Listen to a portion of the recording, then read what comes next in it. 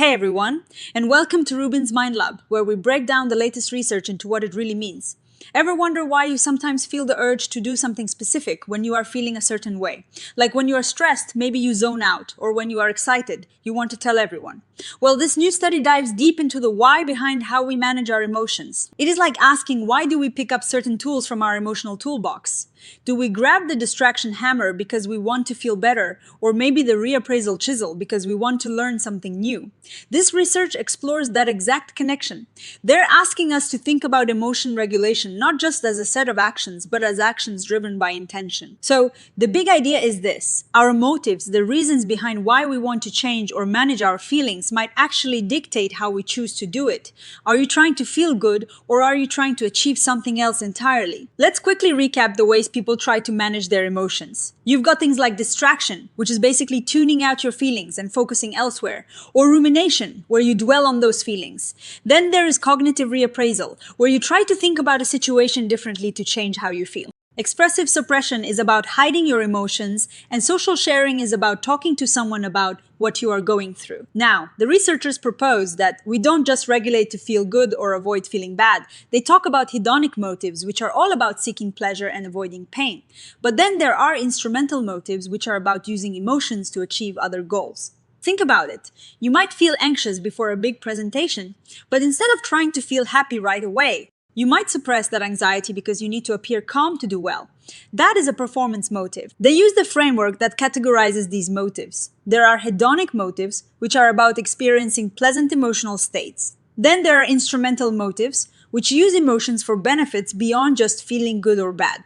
These instrumental motives can be for things like personal performance, social connections, learning new things, or even personal growth, that is eudaimonic. To figure all this out, they did something called experience sampling. Imagine getting little pings on your phone multiple times a day for a week. Each time you'd answer questions about what you were feeling and, crucially, why you were trying to regulate it and how you were doing it at that specific moment. This is super cool because it captures what people are doing in their real lives, not just what they remember doing later. They gathered data from over 300 adults in Australia. Now, it is worth noting that the sample was mostly women and a good chunk identified as East Asian or Southeast Asian. This is important because cultural backgrounds and gender can sometimes influence how we deal with emotion. So, for 7 days, participants got 10 notifications a day when they indicated they had tried to change their feelings in the last hour. They were asked about their reasons, their motives, and the strategies they used. They asked about 7 different motives: to feel better, hedonic; to feel worse, contra-hedonic; to achieve something work, related vocational performance; to build relationships, social; to help with personal goals, personal performance; to learn epistemic; and to grow as a person eudaimonic, for strategies. They looked at suppression, distraction, social sharing, situation selection, reappraisal, and rumination. They also tracked positive and negative emotions to make sure they accounted for how intense someone was feeling. Here is where it gets really interesting. The most common reason people tried to regulate their emotions was simply to feel better. That was almost 60% of the time. Instrumental motives were also pretty common, with vocational performance being the second most frequent reason. Social motives were next, followed by personal performance, epistemic, and eudaimonic motives. And get this, the motive to feel worse, contra-hedonic, was super rare, happening less than 2% of the time. Now, onto the core question: do these motives predict the strategies we use? The answer is a resounding yes, but with some fascinating nuances. When people wanted to feel better, they tended to use distraction and reappraisal more. This makes sense, right? If you want to feel good, tuning out bad stuff, or reframing it seems like a good plan. But here is a puzzle. Rumination, which we often think of as dwelling on negative things, was actually linked to both hedonic motives, wanting to feel better, and contra-hedonic motives, wanting to feel worse. The researchers suggest this might be because their question didn't distinguish between helpful reflection and unhelpful brooding. Plus, rumination was linked to almost all the instrumental motives too, except for vocational performance. It seems rumination might just signal general effort to regulate, no matter the goal. They found that cognitive reappraisal was surprisingly versatile. It wasn't just linked to hedonic motives, it was also tied to personal performance, social, epistemic, and eudaimonic motives. This shows how useful reappraisal is for all sorts of goals, beyond just feeling good. A really neat finding was the difference between vocational performance, like work or study, and personal performance, like hobbies or self-improvement. When people were motivated by vocational performance, they actually used less social sharing. Maybe they saw work as a solo mission, or were concerned about seeming vulnerable.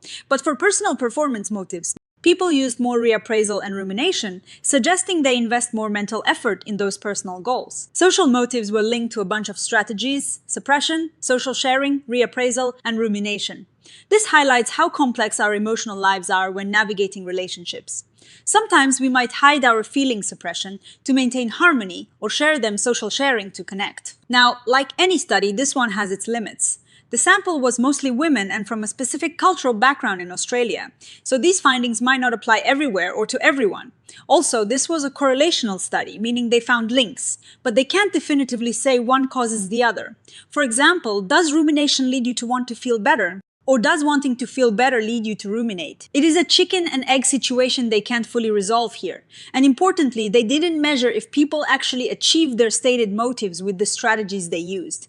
Did reappraising really help them learn better? Or did distraction actually make them feel better? But overall, this study is a big step forward in understanding the why behind our emotional regulation. It shows that our motives really do shape our strategy choices.